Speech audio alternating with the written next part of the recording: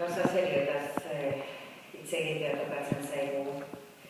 Benetan, serioa ez, baina baiderako importantea, eskuartean tokaguna eta gaur aurkezten dizueguna. Dagoeneko, badakizue, euskarazko terminologiaren inguruko berri pozgarrik ekarri gaituztela onera. Batetik, euskararen aholku batzordeko terminologia batzorde atal bereziak 2008an eta 2009an onartu zituen 14 hiztegi terminologikoen argitalpenaren berri emateko, eta bestetik Euskaltel terminologia banku publikoaren bertsio berria aurkezteko. Euskara biziberritzeko plan nagusiak 1989 eta 1989tik indarrean dagoenak, besteak beste terminologia lanaren plangintza egiteko agindu zuen.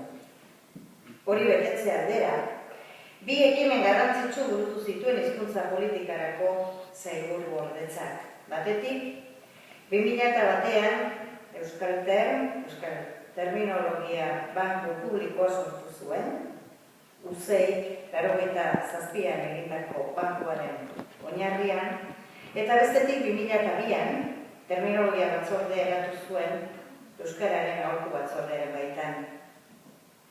Terminologia batzordeak martxan jarri zenetik hainbat lan burutu ditu. Emaitza batzuk hemen dituzue, baina horren atzetik beste lan asko ere badago, besteak beste terminologiaren arloko lehentasunak ezarri, terminologia lanerako irizpideak proposatu, egindako terminologia lan onartu eta abar. Prozesu horretatik sortu dira gaur aurkeztera goazen 14 hiztegi terminologikoak. Merkataritza alorreko, hizkuntza paisaiarekin, irakaskuntzarekin, teknologia berriekin edo herri administrazioan erabiltzen diren kontzeptuekin daude erlazionatuta hiztegi horiek. Argitalpen hauekin, erabiltzaileen esku jartzen ditugu orain arte terminologia batzordeak onartu eta gomendatzen dituen terminoak.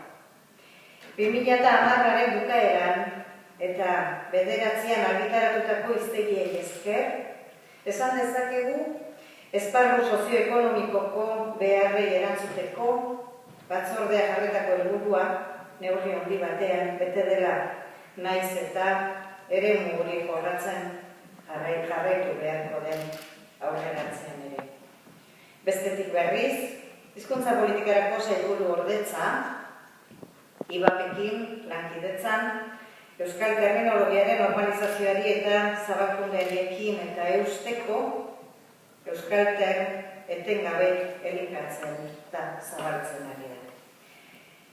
Euskara biziberritzeko plan nagusiaren ondorioz abian jarritako terminologia lanaren plangintzaren helburuak beteak izateko, ezinbestekoa zen Euskaltermen interfazea eta funtzionaltasunak aldatzea eta berritzea.